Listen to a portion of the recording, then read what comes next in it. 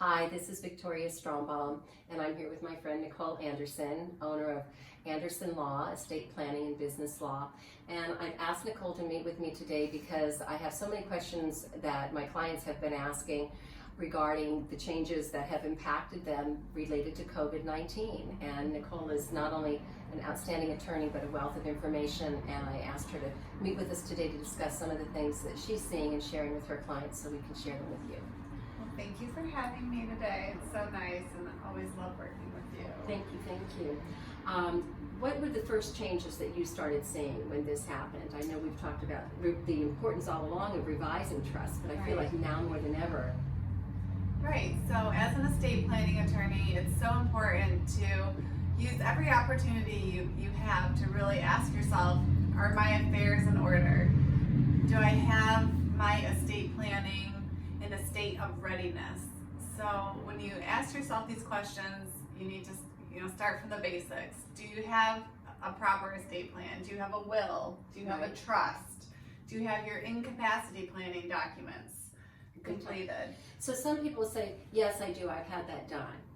Yeah. And then I know, meeting with you, that it's like, oh, I thought I had it done, but it's outdated. So how often should people be updating this? Yeah, well, that's a great point. I mean, oftentimes, right, I'm a culprit myself. My husband and I, we hadn't touched our trust since 2012, and a lot of things changed. So what do you have to do? You have to go back and make sure, first of all, the people that you've appointed to take care of your children or to manage your finances or to make your healthcare decision are still the people that you want to make those decisions. Huge. And you also have to make sure that your assets are properly titled into this trust. So if you've refinanced a house, for example, sometimes through that process, your house does not get deeded back into your trust. Correct. Or maybe you started a new job and you have a 401k that you had to add your beneficiaries. Wow. Did you put the right people on your beneficiary form? Well, and we've even talked about the little things, your bank accounts. Your bank accounts, exactly. Yeah, even you purchased a new home. I mean, exactly. Yes. Everything has to go right back into the trust. Yeah.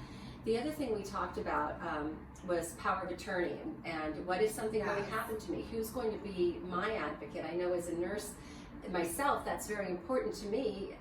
So how do we handle this for adults and children? Right, so that's, going through this pretty crazy time, you start asking yourself, oh my gosh, it's real. Mortality is real, and do I have people that I want to make medical decisions for me if I am unable? Right.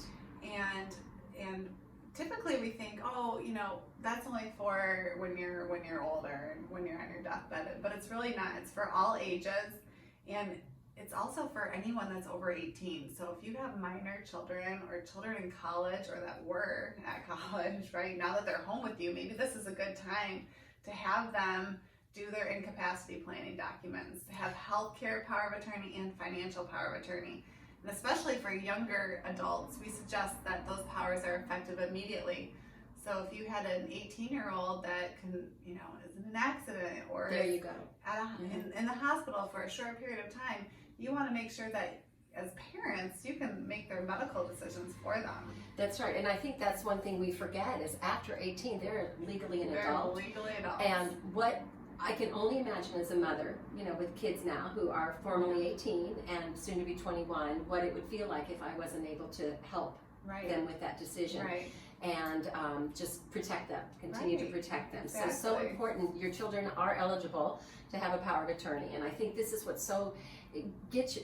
We've talked about everybody organizing their houses Marie Kondo style and having extra time, but the biggest house you can get in order is your true financial house, your secure house, your trusts, and all of these documents that will be the basis for others to be guided by in the event something should happen to you.